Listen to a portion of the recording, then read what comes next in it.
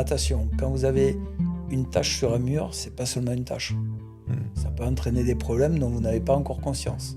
On le voit pas. Tout était rénové. Mur, plafond et plancher rénovés. Pendant des mois, rien, nada. On met quelqu'un, boum, moisissure.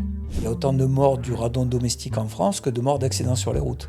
Mais une toute petite fuite, 24 heures sur 24, ça fait des gros dégâts. Bonjour à tous, bienvenue dans ce nouvel épisode Money3. Aujourd'hui, on va avoir des échanges avec quelqu'un qui va nous parler humidité avec la société Murprotec. Donc c'est Marc qui est à côté de moi. Bienvenue Marc, bienvenue dans notre local qui lui-même a l'humidité d'ailleurs, on en a parlé tout à l'heure.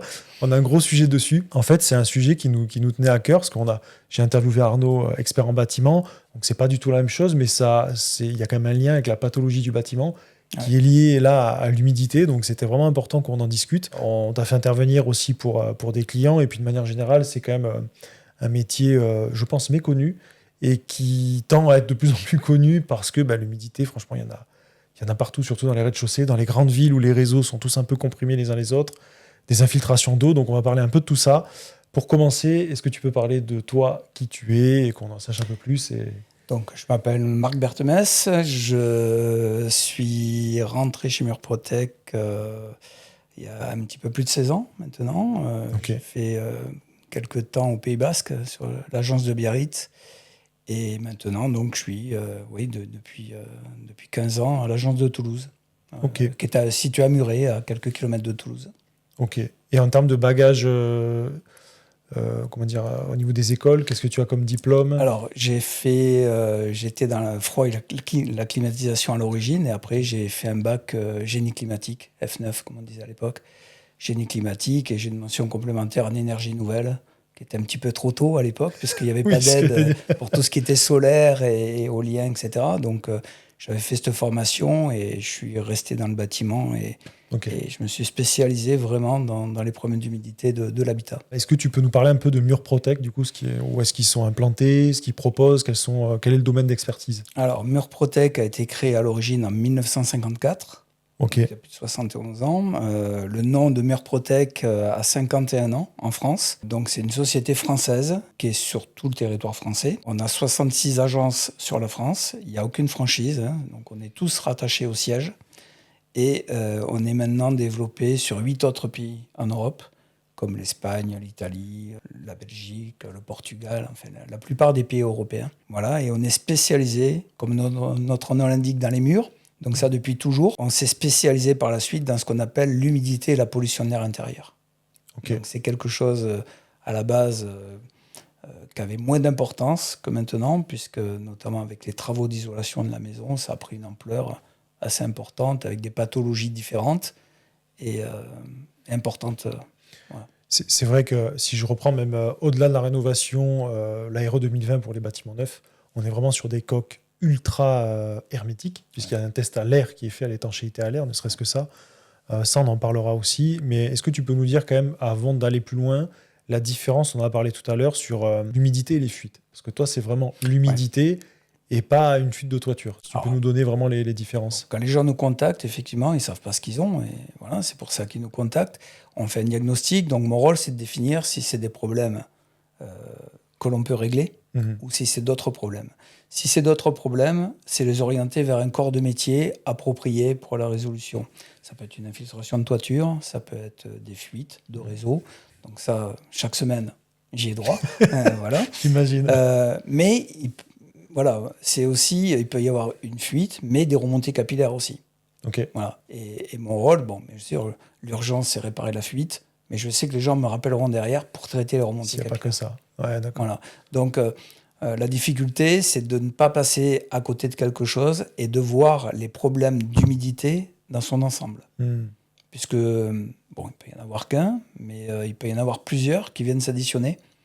Voilà, et les gens sont un peu démunis par rapport à ça. Ils ne savent pas ce qui se passe. Le réflexe, maintenant, vite fait, c'est d'aller voir sur Internet, mais sans mesure. On va pas loin, ouais. Voilà.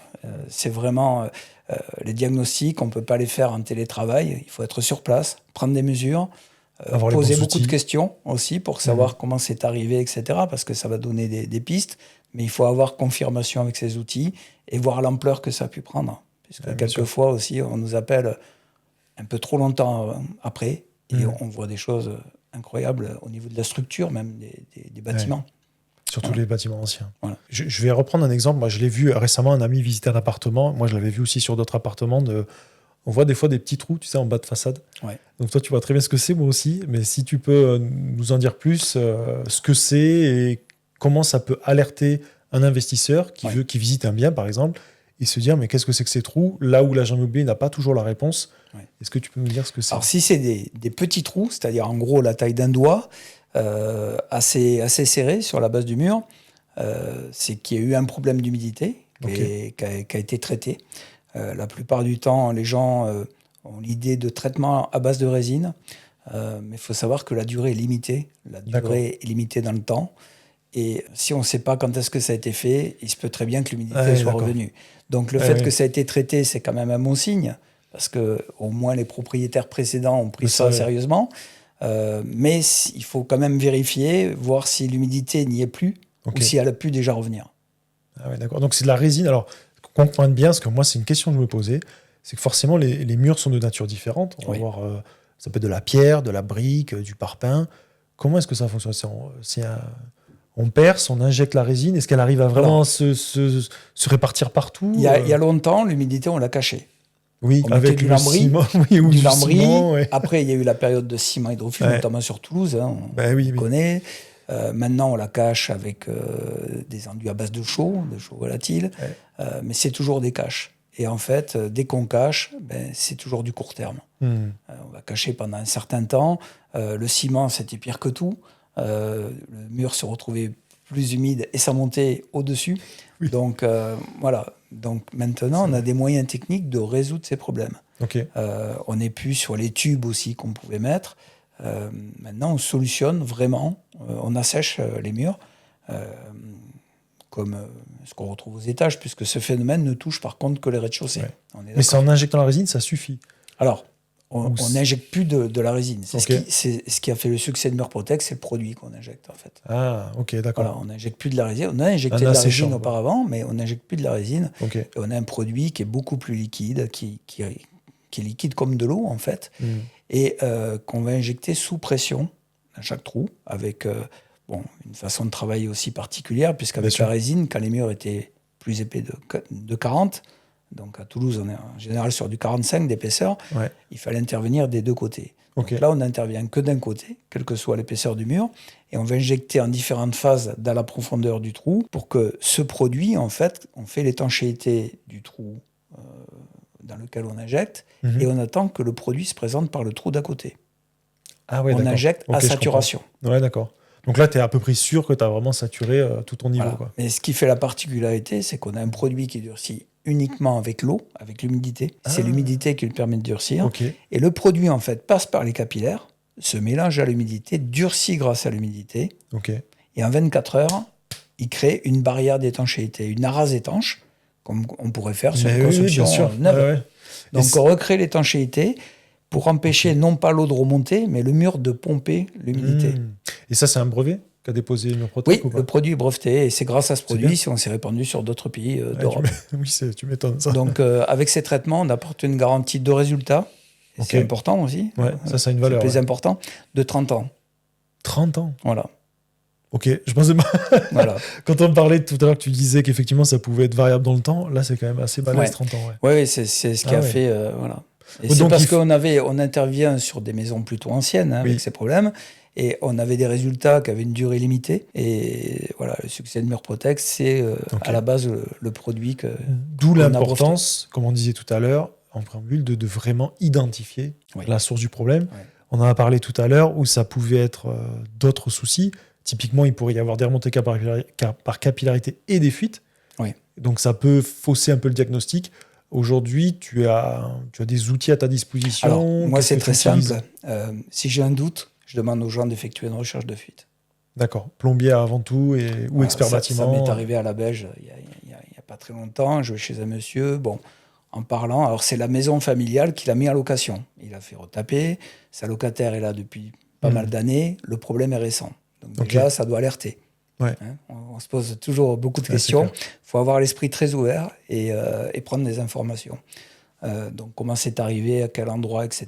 Et puis, je reste persuadé, mais il faut quand même avoir des confirmations avec ces outils avant d'annoncer quelque chose. Donc, je leur dis, écoutez, pour moi, là, vous avez certainement des remontées capillaires, puisque c'est une maison ancienne, mais le problème pour lequel vous m'avez fait venir aujourd'hui, c'est un problème de fuite. Et le propriétaire me dit, non, j'ai fait passer quelqu'un, il a regardé, j'ai pas de fuite, etc. L'enquête commence. Je dis, écoutez, ce que je vous conseille, c'est de faire passer quelqu'un d'autre qui aura un œil neuf. Vous ne lui dites pas que quelqu'un est déjà venu. Et il m'a rappelé, d'ailleurs, il a mis un avis très gentil en disant qu'il y avait une toute petite fuite. Ah ouais. Mais une toute petite fuite, 24 heures sur 24, ça fait des gros dégâts. Ah ouais. Voilà. Ah, c'est terrible. Voilà. Et tu me parlais aussi d'un cas sur la côte basque qui est pas connu pour être un endroit très sec, déjà, de manière générale. Sur quelqu'un qui avait des problèmes, qui avait mal au ventre, si tu peux nous raconter. Oui, c'est quelqu'un qui avait des douleurs articulaires. Donc on pourrait penser que ça vient du climat, puisque c'est quand même assez humide aussi là-bas. Mais à la base, ils ne m'ont pas appelé pour ça. Si elle m'a appelé, c'est parce que son propriétaire, puisqu'elle était locataire, mais son propriétaire et elle cherchaient pourquoi ils avaient autant de moisissures dans un logement qui venait d'être refait entièrement, du sol au plafond. C'était un commerce, ça a été aménagé entièrement. Elle ne comprenait pas pourquoi son linge pouvait moisir, pourquoi... et puis, bon, malheureusement, les odeurs, on s'y habitue. Le corps est tellement bien fait que le cerveau fait qu'on ne sent plus, au bout d'un moment, on ne sent plus les mauvaises odeurs. On s'y habitue. Et moi-même, quand je vais chez quelqu'un, j'ai assez d'odorat, je vais peut-être le sentir de suite, mais peut-être une heure et demie après, j'y fais plus attention. Mais si je ressors et que je rentre, je vais le ressentir à nouveau. Sûr. Donc, elle ne le sentait plus, mais ses amis lui disaient « ça sent la moisissure, etc. » Et puis, elle a voyé cette moisissure, elle ne savait plus quoi faire. Et son propriétaire non plus, parce qu'il a fait appel à des sociétés, on a tout vérifié au niveau de la ventilation, notamment, de la VMC qui avait été installée. Tout était fait dans les règles de l'art, et malgré ça, elle avait dans les placards des endroits de la moisissure, et ses douleurs articulaires. Mais chez le médecin, quand elle y allait, on lui donnait les antidouleurs, qui lui donnaient des maux de ventre. Et voilà, le problème n'était pas solutionné. Mais elle a vu, en fait, quand elle passait la journée chez sa voisine et qu'elle rentrait chez elle, elle sentait réellement la différence. Elle sentait... En si peu de temps, alors, quand on a beaucoup d'humidité dans l'air, c'est aussi une sensation de fraîcheur qu'on peut avoir. C'est-à-dire, indépendamment de la température, on a un thermomètre qui indique 19, 20 ou 21, mais on a besoin d'un plaid pour regarder la télé. Le ressenti. Le ressenti est important, difficulté pour chauffer. Voilà, ça, c'est des choses qui viennent... Les gens ne nous appellent pas pour ça, ils nous appellent parce qu'ils voient une tâche. Et mon rôle, c'est de leur expliquer que la tâche, c'est un peu la partie émergée de l'iceberg. C'est ça. En fait, le problème est beaucoup plus important. Il y a deux sortes de familles, on va dire. Il y a ce qu'on appelle les pièces humides et les pièces sèches, c'est-à-dire tout ce qui est salle de bain, WC, cuisine, et puis après, les pièces où l'air rentre avec une VMC. Et le plus souvent, quand on nous appelle, c'est pour des pièces sèches, malheureusement. Les gens passent plus de temps, que ce soit dans leur chambre, dans leur salon, et ils ne comprennent pas pourquoi, après des travaux d'amélioration de l'habitat, ils se retrouvent avec des problèmes qu'ils n'avaient peut-être pas auparavant. Qui n'existaient pas avant, Mais cette personne, justement, a eu le problème réglé et a pu arrêter ses bien sûr. Alors, déjà, antidouleurs et... Les odeurs, les amis, restent plus longtemps chez elles. Du coup, là, la cause, c'était... trop d'humidité dans l'air. Mais dû à dans l'air. Ouais, dans l'air, trop d'humidité stagnante dans l'air. La VMC, en fait, malheureusement, l'air ne passe pas partout. Et dans des endroits un peu confinés, comme derrière les meubles, sous le lit, parce que ce matelas était bon à jeter, c'était moisi dessous. Dans des endroits... en fait, la VMC mettant en dépression, l'air qui rentre va avoir tendance à aller directement vers l'aspiration. Et puis, il y a un problème que j'avais vu avec... on avait discuté avec Arnaud, expert bâtiment, c'est quand tu as une VMC qui est à 50 cm d'une réglette de fenêtre. C'est pas possible. Donc là, on est sur un circuit aucune réglette fermé, dans les pièces où on aspire. Le principe est très simple, c'est le vase communicant. On aspire dans les pièces humides, parce que c'est là où on va avoir une production de vapeur d'eau. Tout à fait. En se douchant, en cuisinant, etc. On fait rentrer l'air par les pièces sèches. Et entre les deux, il faut aussi l'étalonnage des portes. Exactement. Voilà. C'est vraiment, ces conditions, elles sont primordiales. C'est les trois facteurs qui marchent sur tous les habitats où on va avoir une VMC. Tout à fait. Par contre, la VMC, contrairement à ce que la plupart des gens pensent, la VMC, c'est pas pour enlever l'humidité seulement. c'est surtout pour changer l'air. Ouais, Et renouvellement. c'est là où les gens n'ont pas conscience qu'on fait des habitats de plus en plus étanches. On a de plus en plus de composés organiques volatiles dans l'air, par des matières, par des matériaux comme des meubles modernes, comme certains Des peintures, des ouais, produits des ménagers, solvants, ouais. des bougies parfumées, enfin tout ce qui peut polluer l'air, dégrader l'air. Et la VMC sert à changer l'air. Donc une VMC doit marcher en permanence aussi pour la pollution de l'air intérieur. Ouais. Hein, si elle servait pour l'humidité, on la ferait tourner quand il y a trop d'humidité, puisqu'une VMC apporte aussi pas mal de déperdition. Parce que les gens ont du mal à accepter quand ils font des travaux d'isolation, thermique, parce qu'ils sentent l'air froid qui passe après. Ouais. Et il y a un test qui est très simple. La plupart du temps, pour leur montrer vraiment comment ça fonctionne, je les envoie dans la pièce à l'opposé de la cuisine, vraiment le plus loin possible de la cuisine, et je mets la hotte aspirante à fond. C'est radical. Avec la main sur... Et ils sentent en quelques secondes la différence qu'il peut y avoir, quoi. Moi, j'ai eu le cas d'une maison neuve que j'ai. Quand on met la hotte en route, donc c'est une maison RE 2020, j'ai du mal à ouvrir la porte du garage. Ah oui. Parce que ça aspire, et je mets qu'à la vitesse 2, ça aspire tellement. Oui, mais... Et on entend l'air aux aérations des fenêtres. Ouais. C'est un courant d'air, littéralement. Mais au moins, il y a un renouvellement efficace qui se fait. On le sent. Voilà. Mais on est bien sûr sur des hottes à extraction et pas sur des hottes à recyclage. Oui, des vraies hottes. Qui là, malheureusement, à part un filtre à charbon qui va vous enlever les odeurs. Ça ne sert pas à grand-chose pour l'humidité, en tout cas. Des fois, on n'a pas le choix, mais pour l'humidité, les hottes, c'est vrai que c'est très efficace. Ou parfois les splits aussi, les splits, quand on les met en... Enfin, ça assèche l'air de manière générale, une clim. Quand on fait du froid. Voilà, ça aide un peu, mais là aussi, c'est mon rôle l'objectif. d'expliquer aux gens pourquoi, parce que ceux qui installent les splits, ils s'en passeraient bien d'avoir à rejeter des condensats. Donc, on leur explique justement que quand on fait du froid dedans, forcément, c'est le phénomène naturel, et il se passe de la condensation, et du coup, l'air qui est rejeté sera un air plus sec.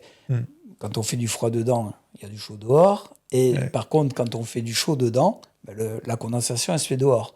Donc l'hiver, malheureusement, quand les gens ont beaucoup de problèmes de moisissure, on va dire d'octobre à avril, c'est vraiment la période souvent touchée. Au Pays Basque, ça dure encore un peu plus longtemps d'ailleurs, mais sur Toulouse, c'est vraiment la période où on trouve on a énormément d'appels.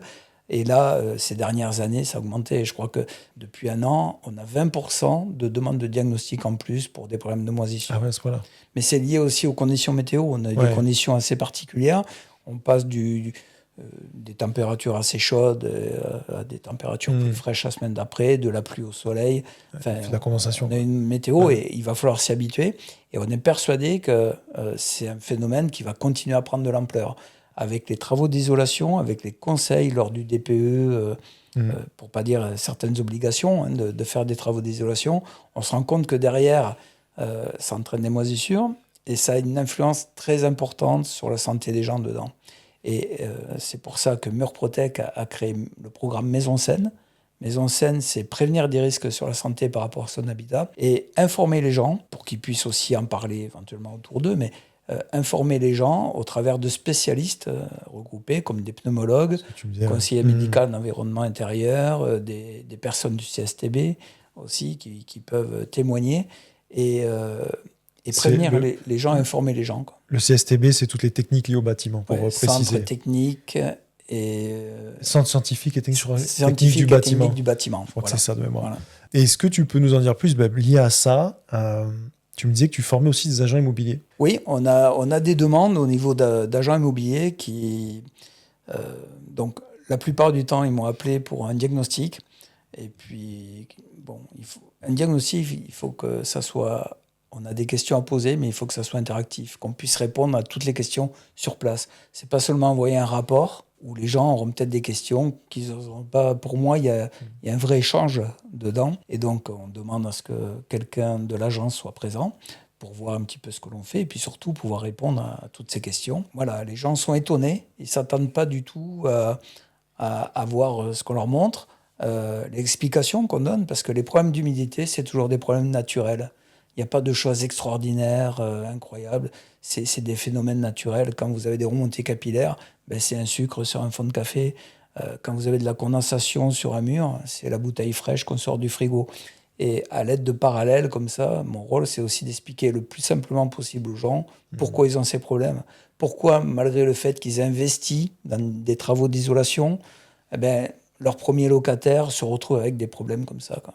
C'est très intéressant, ça me fait penser à ce que me disait Arnaud, expert en bâtiment aussi, sur une maison qui était très bien, une maison ancienne, et puis il y avait un peu d'humidité sur les sous-bassements, donc c'est en dessous les murs, entre les fondations et les murs, mais tout allait bien, et puis le client s'est dit, bon, je vais quand même faire quelque chose, il a fait venir un maçon qui lui a dit, bon, on va mettre un drain périphérique, on va enlever cette eau, résultat, la maison a bougé. Oui, bien sûr. Donc il faut vraiment comprendre les pathologies du bâtiment dans son ensemble pour éviter de donner un mauvais diagnostic. C'est ce qu'on essaie aussi d'expliquer aux gens, parce que souvent les gens veulent absolument sécher les sols, mais on est sur des sols à tendance argileuse ici sur la région, Tout à fait, ouais. avec une très forte rétractation lors de canicules, donc il n'y en a pas eu mais, récemment, mais moi j'ai déjà vu des maisons qui bougeaient énormément suite à... Voilà. L'étude de sol permet de limiter maintenant ces problèmes.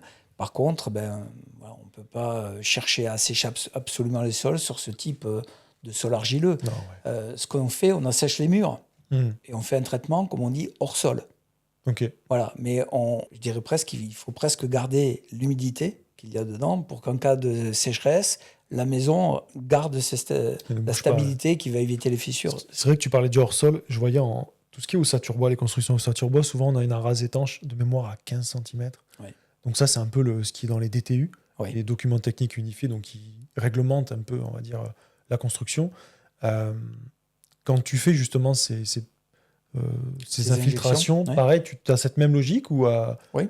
Ouais, pareil, tu te mets un peu au-dessus. Du moment où on a de l'air de chaque côté du mur, en gros, on peut intervenir. Après, où c'est problématique, c'est par exemple quand il y a une isolation thermique par l'extérieur, on ne peut plus intervenir directement par l'extérieur. Enfin, donc on intervient. Tu pourrais, mais il faudrait ouvrir le mur et le refaire, ce qui est pas trop contraignant. Il nous faut faire venir une société d'isolation qui va ouvrir, qu'on puisse traiter et remettre.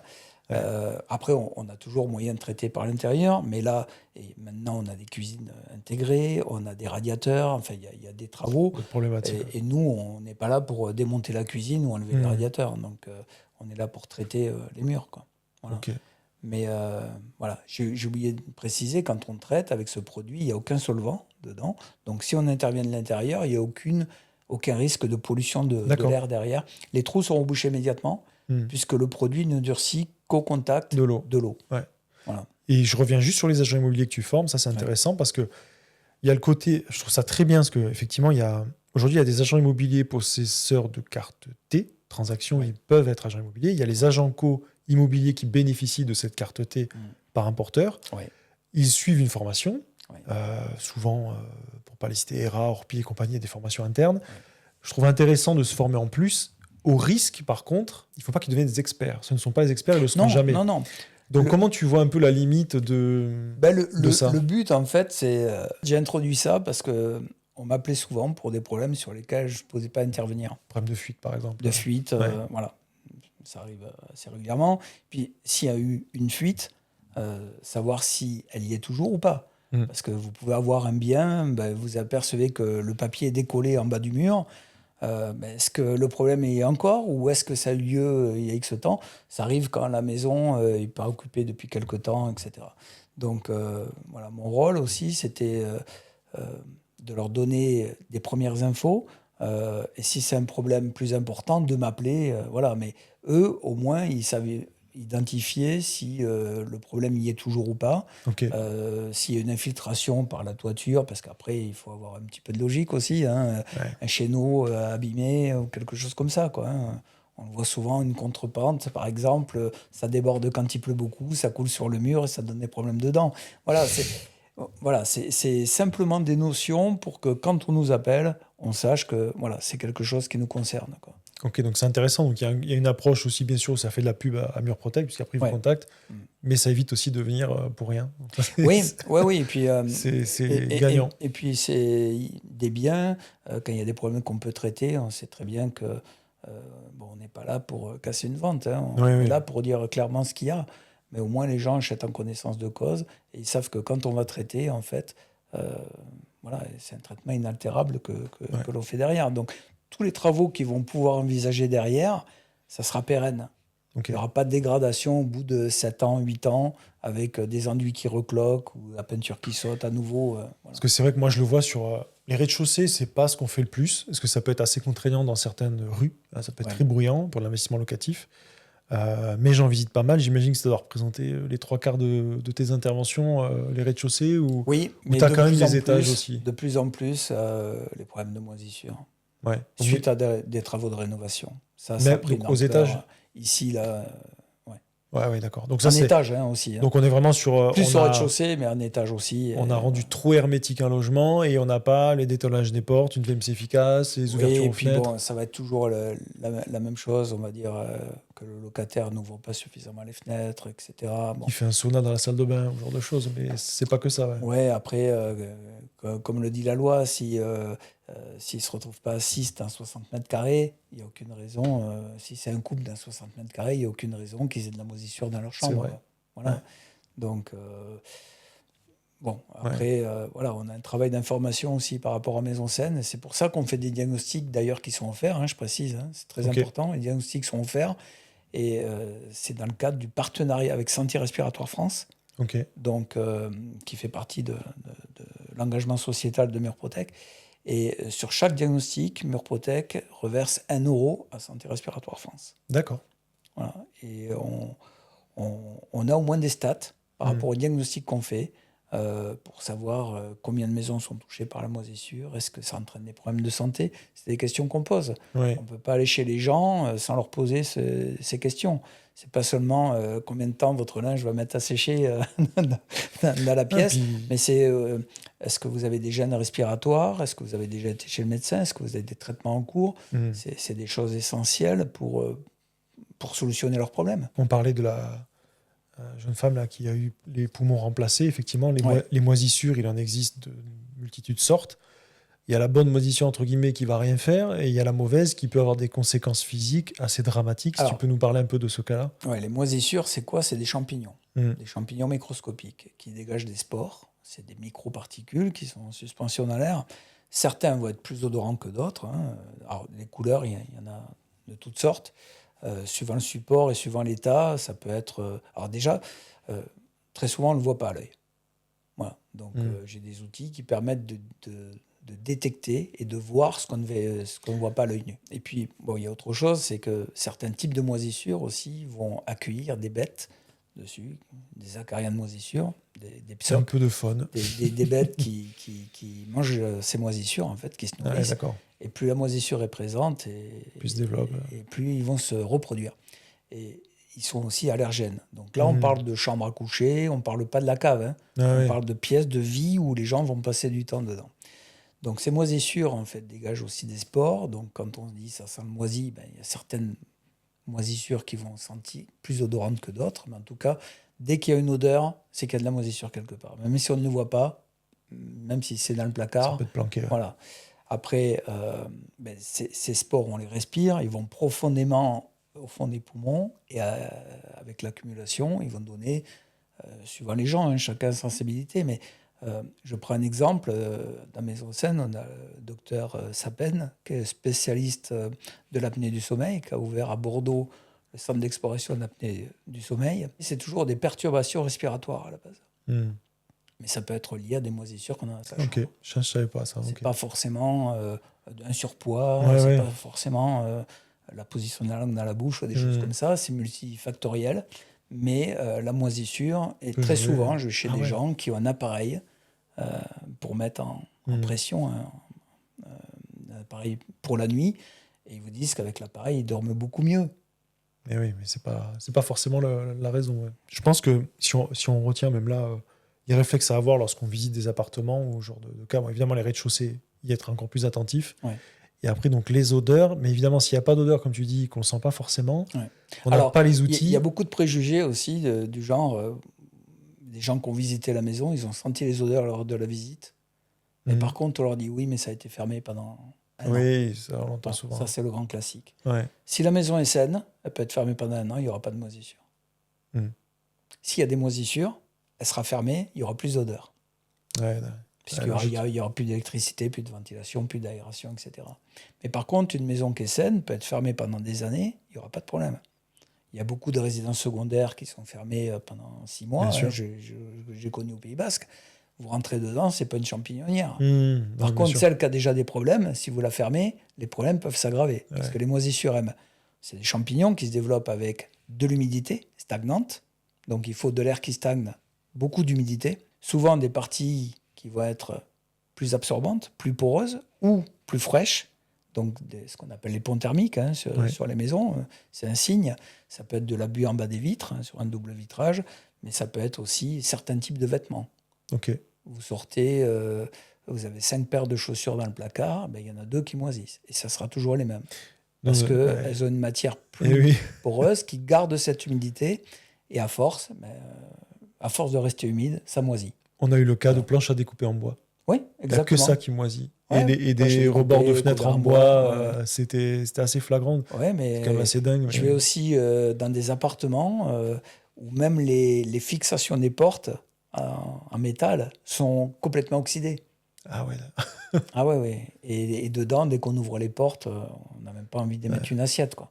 Et un taux d'humidité, alors je l'ai plus trop en tête. Le taux d'humidité idéal, je crois que c'est entre 20 et 60, non, entre 40 et 60%, je sais 40 plus. et 60. C'est 40 et 60. Hein. Il faut de l'humidité. Oui, il ne faut pas que l'air soit trop sec, c'est notamment important pour les enfants, pour le développement des voies respiratoires. Tout à fait. Il n'en faut pas trop. Le problème, c'est qu'on pourrait se dire entre 70 et 75, il n'y a que 5 points d'écart. Mais en fait, dans cette zone haute, ces 5 points vont entraîner beaucoup de choses derrière. Ok.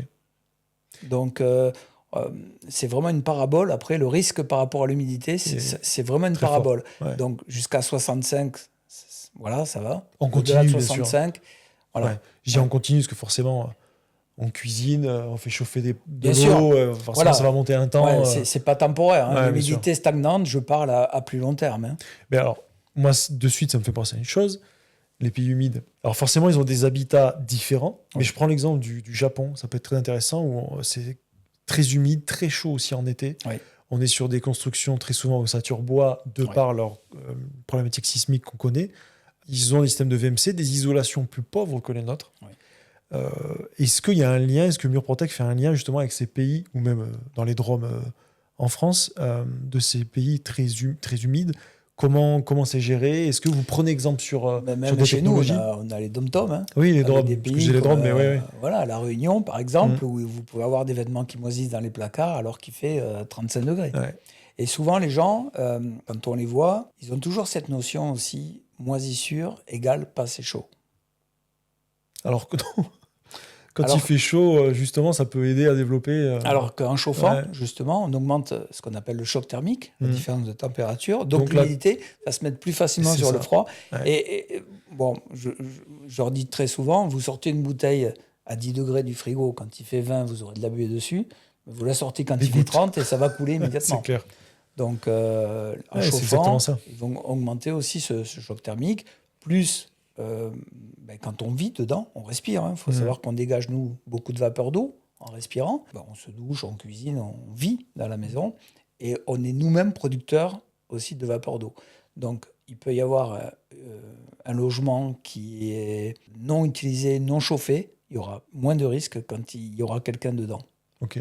Si on fait les travaux et tout va bien, on met quelqu'un dedans. Et le premier hiver, voilà. Parce que forcément, le taux d'humidité qu'on a dans l'air à l'intérieur dépend aussi, bien sûr, de l'utilisation du logement. Oui, puis de la personne. De la météo que l'on a dehors. Oui. Mais nous, on a eu le cas dans un logement comme ça où pendant des mois et des mois, il ne s'est rien passé, tout était neuf, tout rénové. On a mis quelqu'un, ça a moisi. Oui. Donc c'est souvent... c'est infernal. C'est souvent, justement, des investisseurs qui ne comprennent pas trop... ils ont l'impression d'avoir tout bien fait, ils ne comprennent pas trop pourquoi. Oui, puis surtout, on ne le voit pas. Quand nous, tout était rénové. Mur, plafond et plancher rénové. Nickel, pendant des mois, rien, nada. On met quelqu'un, boum, moisissure. Et là, on part en enquête. En enquête du comment, du pourquoi. Donc, puis on peut se poser tout un texte. Est-ce qu'il n'y a pas de fuite? C'est ça, c'est exact. Parce qu'en plus, il y a des voisins. Est-ce que ça ne vient pas de chez le voisin? Exactement. C'est infernal. Et j'ai eu le cas aussi d'un marchand de biens avec qui je travaille qui m'expliquait une fuite qui venait de plusieurs étages au-dessus. Lui, il était en étage intermédiaire. Oui. Et en fait, l'eau descendait et parcourait le long de je ne sais quoi, faisait tout un parcours pour arriver dans son logement. Il ne faut pas voir d'a priori, en fait. Non, puis après, le problème, c'est se battre contre les syndics de copropriété et les assurances. Et c'est là que le problème commence. Souvent, il faut s'accrocher. Malheureusement, tu m'en parlais aussi de ce côté au niveau des assurances. Oui, les assurances, de plus en plus, délaissent un peu leurs clients, qui font appel à eux et ils les renvoient vers... nous, on a beaucoup plus de demandes de gens qui sont un petit peu perdus, ils ne savent pas ce qu'ils ont. L'assurance leur demande des devis parce que l'expert d'assurance, ça coûte à l'assurance aussi. Donc, on préfère dire aux gens, débrouillez-vous. Ouais. Les gens nous appellent, mais sans savoir vraiment ce qu'ils ont. Donc, on essaie déjà par téléphone de leur poser certaines questions pour savoir comment c'est arrivé, etc. Et puis, on essaie d'aider les gens, puisque... Voilà, mais c'est pas le but premier de Murprotec. Non, mais... Mais c'est pas évident, il faut faire un tri, quoi, malgré tout. On a du mal, et même chose avec les syndics, quand il y a un propriétaire, que son troisième locataire quitte l'appartement à cause des problèmes d'humidité... et que ça touche à la structure de l'immeuble, donc à la copro. Le syndic n'est pas... Encore moins ceux qui sont à l'étage, évidemment. Forcément. Mais ça, c'est un vrai problème quand même. Ouais. On a interviewé là, récemment quelqu'un d'un syndic. Ce que je fais, je propose toujours au syndic d'intervenir lors de l'AG, ou une AG extraordinaire, mais j'interviens pour pouvoir répondre. Okay. On est sur des traitements spécifiques que les gens ne connaissent pas. L'important, c'est de pouvoir répondre à leurs questions. Et puis leur expliquer aussi l'intérêt par rapport au bâtiment. Bien sûr. C'est très bien qu'il y a eu des problèmes à Toulouse sur certains bâtiments où il y a des problèmes d'humidité non traités. J'espère que ça va faire aussi bouger les choses parce que encore maintenant, on en voit certains... ils se sentent un peu... ça ne les concerne pas. Du moins, surtout si on est sur des propriétaires non habitants, c'est encore plus compliqué parce qu'ils ne se sentent vraiment pas impliqués dans la copro. Pour certains, du moins, mais on le voit. D'où l'intérêt aussi... avant l'achat, de faire une vraie expertise du bâtiment pour éviter des problèmes. Et ça, c'est difficile. Moi, on en parlait avec Arnaud et je l'ai fait avec des clients récemment. C'est compliqué, avant un compromis ou une promesse signée, pour certains, de mettre la main à la poche. Et pourtant, on devrait, parce qu'un investisseur professionnel met la main à la poche avant d'investir pour s'assurer plein de choses. Ce n'est pas nécessaire sur tous les biens, très clairement. Mais c'est vrai que les rez-de-chaussée, moi, j'y suis très, très attentif quand je visite, ne serait-ce que l'odeur. Je te donne un exemple, un agent immobilier qui me propose un bien. On a 2 porches d'entrée d'immeuble, donc on a 2 locaux froids, non isolés, non chauffés. On a un rez-de-chaussée, on est au Carme, donc en Hypercentre de Toulouse. On a bien sûr du lambris partout dans l'appartement, qu'à une hauteur d'1,20 m, bien sûr, pas besoin d'aller cacher le reste.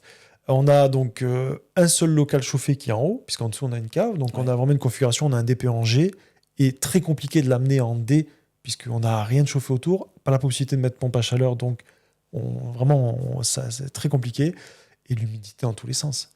Et j'ai vu, on avait une cour derrière, où il y avait le pluvial qui avait été mal géré, et on voyait de la mousse, en fait, le long d'un mur, avec un caniveau, avec un pluvial, donc qui est bien géré d'un côté, mais pas de l'autre. Et en fait, là, on est sur un logement pourri, dont on ne peut pas faire grand-chose, à moins peut-être, effectivement, d'infiltrer...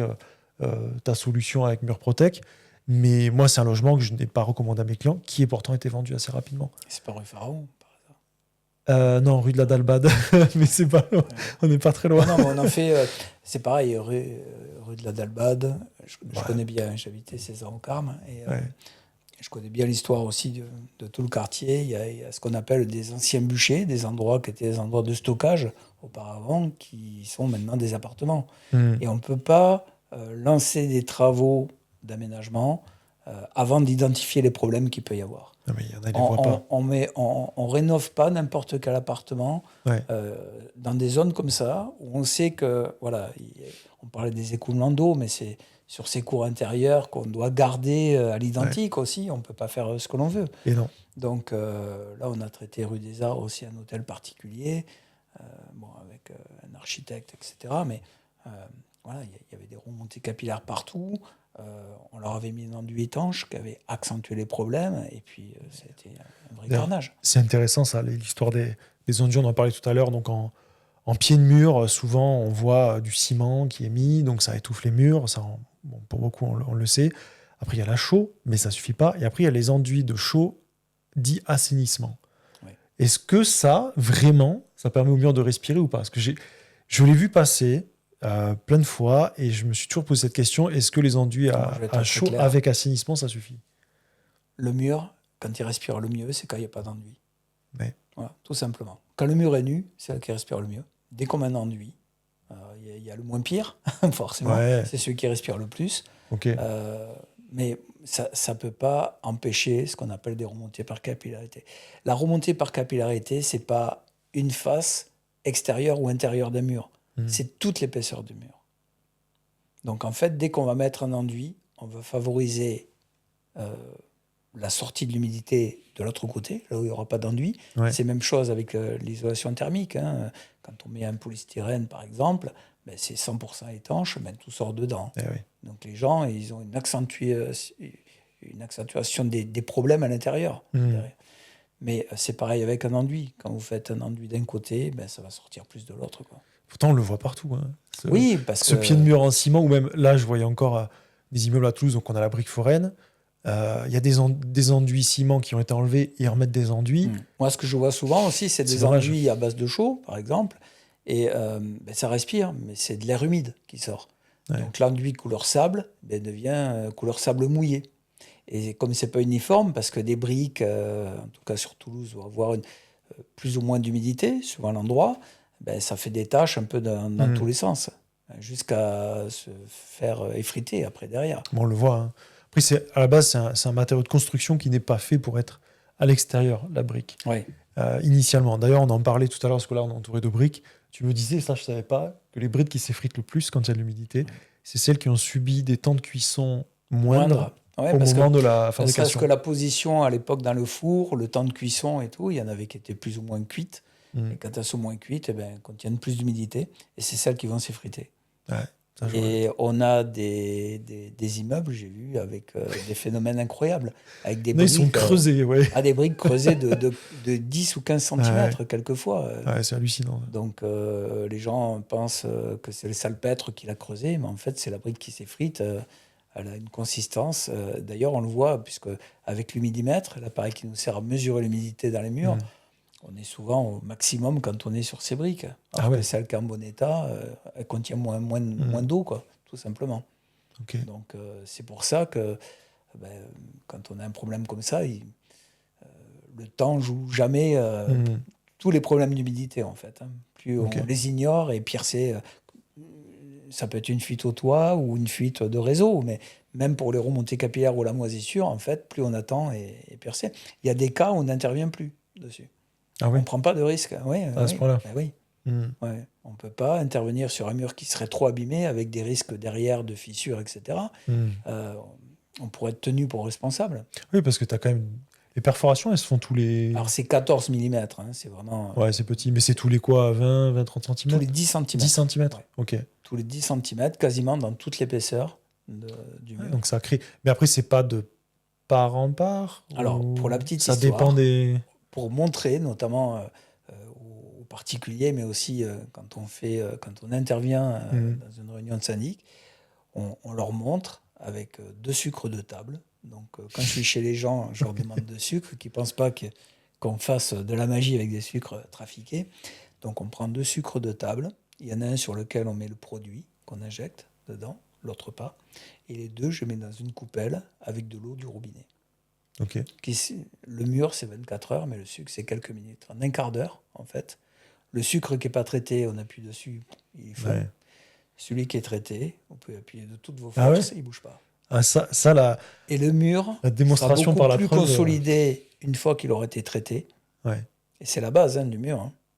Donc, il sera beaucoup plus solide qu'avant qu'il soit c'est intéressant. Traité. Quand tu disais que ça durcissait, je n'imaginais pas au point de rendre un sucre dans l'eau résistant. Quoi. C'est fou. J'ai déjà eu le cas où la personne voulait vraiment me casser le sucre, elle s'est mise debout, elle m'a cassé la coupelle. L'eau a coulé sur la table, la coupelle a cassé. Tu peux aller vendre ça à la foire de Toulouse, ça marche bien. Non, mais c'est efficace dans la démonstration, c'est radical. Voilà. Ah ouais, je pensais pas à ce point-là. Ok, donc ça après, évidemment, c'est valable. Et c'est aussi pour leur montrer que c'est simplement l'eau, l'humidité, qui fait aussi durcir le produit. Qui est un problème, mais permet la réparation finalement. Oui, directement. Et dans le cas des... j'en ai reparlé un petit peu tout à l'heure, parce qu'il y en a quand même de plus en plus, maisons ossature bois, ou des extensions, ce genre de choses. Là, on a des freins vapeurs qui sont mis en place, des pare-pluis, donc pour éviter... c'est beaucoup plus technique. Est-ce que tu interviens sur ces types de bâtiments? Ça t'est déjà arrivé Très ou pas? peu. Oui, ça m'est arrivé, okay. Notamment au Pays Basque à l'époque. Mais non, c'est pas le genre d'habitation pour lesquelles on est appelé.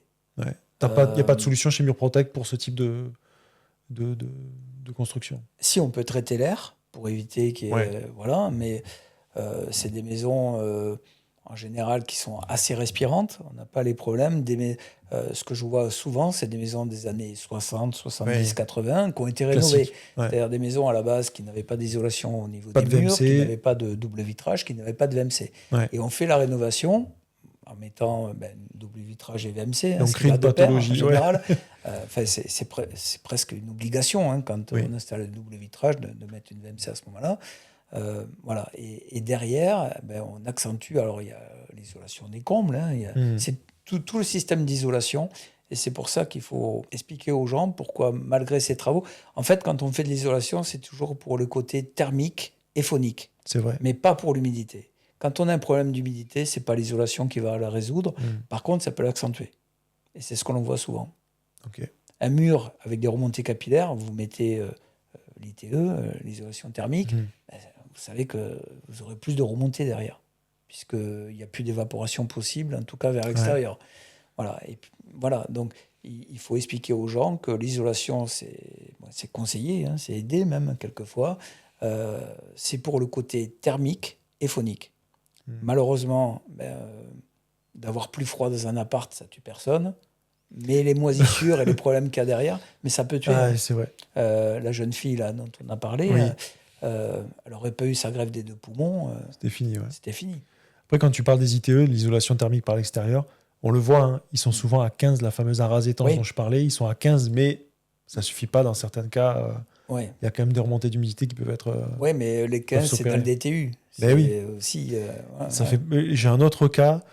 On a découvert un ruisseau, rivière, j'en sais rien, souterraine. Ouais. En fait, on ne le savait pas et je voyais que c'était toujours vert à un endroit dans une cour, je ne comprenais pas, même quand il y avait du soleil qui tapait dessus, donc pas logique.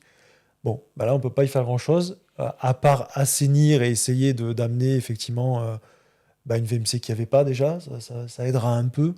Mais il y a des fois où malheureusement, il faut faire on n'a pas de solution miracle. Ouais. Il faut améliorer comme on peut l'habitat. On a des solutions qui sont l'équivalent de ce qu'on peut mettre dans un hôpital, par exemple, dans des salles blanches, Et des humidifiants. comme les bureaux d'Airbus et tout. Au niveau de la pression, tu veux dire ? Ouais. Voilà. Okay. On met en surpression avec des centrales de traitement d'air. Alors, ce n'est pas les gros appareils qu'on voit sur les toits des bâtiments, mais en mettant en surpression, ça va permettre à diffuser un air contrôlé, déjà, puisque l'air qui rentre avec la VMC, il rentre de dehors, on ne contrôle ni l'humidité, ni la température.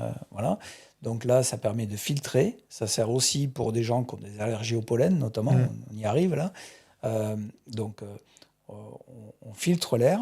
Ensuite, on régule cet air. Et quand on le souffle, en mettant en surpression, ça permet à l'air de se diffuser vraiment partout. Et ça chasse un peu les... Ça chasse, c'est-à-dire que les réglettes d'entrée d'air d'une VMC deviennent des réglettes de sortie d'air derrière. Et on n'est plus dépendant des conditions extérieures. Et au niveau des remontées par capillarité, ça aide ? Non, pas du surpression du tout. Absolument pas. Ouais, d'accord. Aucun ça effet. reste un autre sujet, quoi. Mais par contre, on peut aller sur des maisons, par exemple des années 70-80, qui n'ont pas de remontée capillaire et qui ont ces problèmes de moisissure dedans. Donc là, la centrale, elle sera efficace. Moisissure dans les pièces sèches, je parle. Oui, bien sûr. Voilà. Et puis, on a des maisons même plus anciennes qui n'auront pas de moisissure, mais qui ont des remontées par capillarité. Les deux ne sont pas obligés. Par contre, si vous avez un mur humide, que vous mettez un meuble en bois, toutes les chances que derrière, le meuble moisisse aussi, quoi. Et la surpression à vivre, ça change quelque chose que moi, je suis déjà allé dans des salles blanches, je vois comment c'est, on ne sent pas vraiment, mais à vivre au quotidien, il y a une différence ou... Ah oui, il y a une différence en bien. Ouais. Ah oui, d'accord. Il y a une différence vraiment bien. Ah non, on n'en sent pas du tout. D'accord. Voilà, c'est... Dans la voiture, quand on a de la bulle à l'intérieur du pare-brise, on met la ventile et le chauffage, on met son habitacle en surpression. Ouais. Bon, ça fait du bruit dans la voiture, mais on ne ressent pas cette surpression. Au niveau des tympans et tout, ça ne change rien. Quand on rentre à l'hôpital, c'est pour ça qu'on met souvent des portes automatiques aussi, pour garder cette surpression. Mais voilà, c'est quelque chose que l'on connaît. Il y a même maintenant les crèches récentes sont équipées de centrales de traitement d'air. Parce qu'on sait que les crèches, c'est quand même un lieu c'est un foyer à microbes, etc. Et c'est ce qu'il y a de plus perfectionné. Et c'est ce que l'on fait la plupart du temps, nous, pour solutionner ces problèmes de moisissure dans les habitats. Donc, le déshumidificateur, lui, ne renouvelle pas l'air. Non, oui. Donc, c'est pas approprié par rapport à la pollution de l'air intérieur, c'est pas approprié à des pièces de vie. Ok. Un déshumidificateur, on prend l'air dedans, on le rejette. Donc, on enlève de l'humidité par condensation, mais par contre, on n'a pas ce côté renouvellement d'air. Ouais. Et les gens ne le savent pas, mais l'air est beaucoup plus sain dehors que dedans. Mhm. Donc, c'est pour ça que changer l'air, c'est devenu une obligation. Et on n'est plus sur une aération comme on pouvait avoir dans les années 60, qui suffisait. Ouais. Maintenant, il faut vraiment une ventilation Ouais, que ce soit vraiment. et en permanence. Que ce soit. On le voit dans les diagnostics, même. Ouais. Aération naturelle. Et la plupart du temps, les gens pensent que ouvrir la fenêtre Non. Ouais. 1 heure par jour, ça suffit. Mais comme je leur dis, c'est fermé 23 heures par jour. Ouais. La réalité, c'est ça. C'est pas le temps où on ouvre, c'est le temps où ça reste fermé. Bien sûr. Et souvent, en plus, ils vont avoir tendance à ouvrir le matin. Quelqu'un qui a une aération naturelle va ouvrir sa fenêtre le matin. Allez, admettons 1 heure. Parce que rarement les C'est gens beaucoup. font. Mais une fois qu'ils ont refermé, ils ont changé de l'air, évidemment. Ouais. Mais ils ont fait rentrer de l'air de l'extérieur. Et le matin, c'est pas le moment où il faut ouvrir par rapport à l'humidité. C'est clair. Parce que c'est le matin Pour qu'on a le arroser. plus d'humidité dans l'air. C'est clair. Donc les gens vont avoir une sensation de fraîcheur parce que l'air plus frais est rentré. Mais c'est pareil avec l'humidité. Sauf que quand ils referment dans cette pièce, ils vont se retrouver avec plus d'humidité qu'avant d'ouvrir. Enfermé, ouais. Et s'il n'y a pas de VMC. Et s'il n'y a pas s'il y a pas de ventilation. On le voit sur Montauban, par exemple, et même d'autres villes où il y a un permis de louer. Les VMC ne sont pas obligatoires, mais très, très fortement recommandés. Ouais. Et ils ont bien raison pour la qualité de vie, éviter des logements insalubres qui pourraient Le être loués. problème, c'est ces immeubles aussi qu'on a fait dans les années 60 où il y avait un conduit d'aération Ouais, collectif. commun, exactement. Voilà, et c'est... Mais sans mécanisme qui vient à aspirer tout Oui, ça. parce qu'à l'époque, il n'y en avait pas besoin non plus. Non. Ah, c'est vrai. C'était Ouais. assez courant d'air, et puis maintenant, le double vitrage est quasiment partout. Ouais. On fait de l'isolation, on chauffe plus aussi qu'auparavant. Puis des joints aux portes. Oui. Mine de rien, ça joue beaucoup quand il y a le test d'étanchéité à l'air qui est fait. C'est impressionnant. Hein. Ah oui, c'est mais- vraiment. Comme on dit, ça passe même par les prises de courant. Non. Quoi, hein, donc, Non, parce qu'elles sont étanches aussi. Ouais. Ouais. C'est vrai. Hein. On se retrouve aussi dans des régions, on peut avoir des risques de radon. Alors, c'est pas sur Toulouse, mais quand Ouais, je en vais sur les Bretagne. Pyrénées. Non, mais dans les là, Pyrénées aussi. bien sûr. Oui, c'est vrai que. Dès qu'on est sur le Et oui, secteur c'est de vrai, le Luchon, Saint-Béat, Il faut une etc., ventilation. on a un risque radon Ouais. important. Je sais qu'il est très présent en Bretagne avec les granites. Oui. Il y en a beaucoup. Alors, bon, ici, il n'y a pas besoin d'un secteur de la Cône, c'est granit aussi. Ouais. Ouais, Donc, c'est vrai. la montagne noire, c'est assez touché. Ouais. Pour ma région, donc tout ce qui est Hautes-Pyrénées, etc., c'est pareil. Ouais. Je suis dans des endroits où même au niveau des conseillers immobiliers, ils ont une méconnaissance du radon. C'est vrai que nous, on en parle très peu. Dans les diag, on ne l'a jamais parce qu'on n'est pas dans un secteur où il y en a. Ici, il n'y a aucun risque. Mais je pensais que tu vois, ils étaient un peu plus informés quand même dans les secteurs concernés. Non seulement ils ne sont pas informés, bon, souvent ils en ont entendu parler chez le notaire, parce que Oui, ça doit être, c'est évoqué. voilà. Mais ça s'arrête là. Et puis surtout, même des artisans qui font des travaux vont facilement mettre une VMC qui va mettre en dépression, qui va augmenter la remontée du radon à l'intérieur. Ah oui, d'accord. La VMC n'est pas toujours conseillée dans ces Ah, cas-là. je ne savais pas ça. Ok. Quand on est sur des parties semi-enterrées qui n'étaient pas aménagées, mais qui Donc nécessitent surpresseur, d'aménager, la surpression est plutôt Non, recommandée. mais ça, il faut quand même. Enfin, moi, je ne le savais pas. Parce que déjà, en plus, je ne suis pas concerné par ce problème-là, mais je ne savais pas que du coup, la VMC pouvait aggraver. Pour la petite histoire, quand même, le nombre de morts du radon en France, c'est chiffre officiel. Sur géorisque.gouv, Ouais.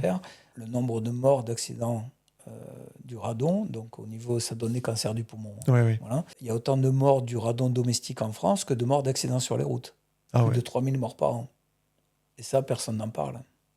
Non, c'est clair. Bon, nous, ici, on Après, n'est ils pas- arrivent à on n'est pas l'identifier touché quand même, tous. ce risque-là, parce que le cancer du poumon peut être évidemment de multiples causes. Ça, c'est les chiffres officiels Ah ouais. de l'État. Donc ça. Ça peut être plus. Oui, c'est ce que j'étais en train de me dire. C'est les chiffres officiels. Ah, c'est terrible. Voilà. Et, Ouais, c'est vraiment pas. mais la pollution de l'air intérieur, c'est plus de 20 000 personnes. Par an. Alors, ça, par France. contre, ça c'est vrai. Les peintures, comme on disait, les mélaminés, les stratifiés, le formica à l'époque, Oui. les colles qui sont aujourd'hui interdites, certaines colles, Surtout quand c'est neuf. voilà. Mais Mais ça peut être un anti-tache sur le canapé, un retardateur de feu Ouais. sur les mousses, un Ouais, meuble c'est- fait de particules de bois avec Les des bougies, colles, des solvants, on des en bougies parlait. parfumées, Ouais. des plastiques. Hein, Au contact du soleil, des UV, les plastiques, encore plus. l'autre fois, j'étais, une petite anecdote, j'étais chez un couple et bon, ça se voyait pas, mais ils m'ont annoncé qu'ils attendaient un enfant. Je leur ai dit, faites la chambre d'enfant le plus tôt possible. Pour que ces émanations puissent... Vous mettez du lino, vous mettez des peintures neuves, vous mettez des meubles neufs. La chambre, il faut la faire le plus tôt possible. Et là, bon, on rentre dans la belle période, laissez-la ouverte tant que Souvent, vous pouvez. Et ça, c'est intéressant, ce que tu dis. Moi, je l'ai fait pour les peintures. On a mis une peinture, justement, spéciale pour la chambre pour enfants. Et il existe aussi des peintures dépolluantes qui vont absorber, alors je ne sais pas dans quelle mesure, certaines pollutions de l'air. Mais l'aération reste quand même... Les peintures qui dépolluent... Je pense que c'est limité. Voilà, moi, je suis assez terre-à-terre, quand même.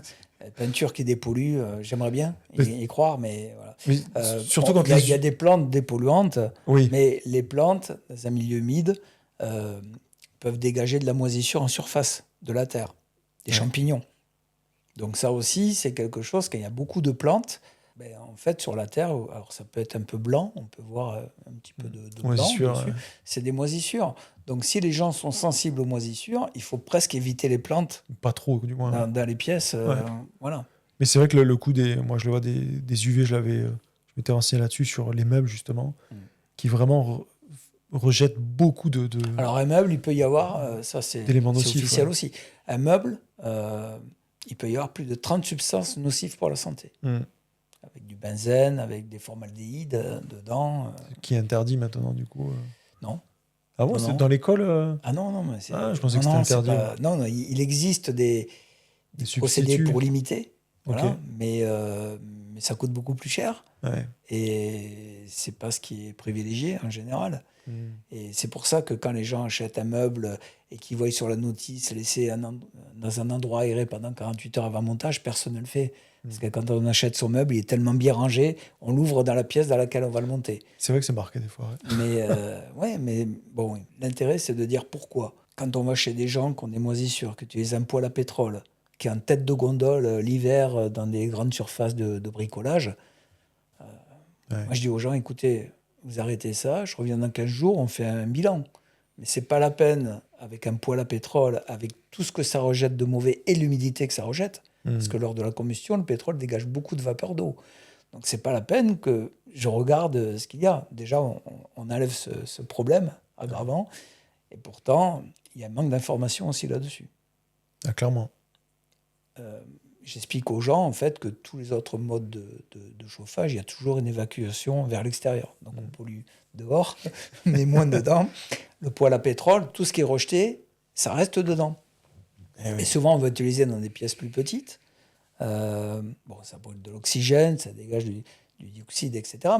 Mais pas que. Et en fait, les gens... il y a un manque d'information là-dessus. Voilà.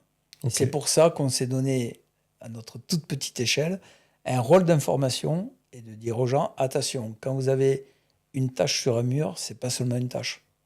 Ça peut entraîner des problèmes dont vous n'avez pas encore conscience. Mais voilà, et le but, c'est d'être informé pour pas avoir de regrets après, et d'entendre, comme j'entends souvent, si j'avais su. Ça, c'est terrible. Voilà. Ok, écoute, merci pour cet échange, j'ai appris des choses encore, c'était vraiment très intéressant. Avec plaisir.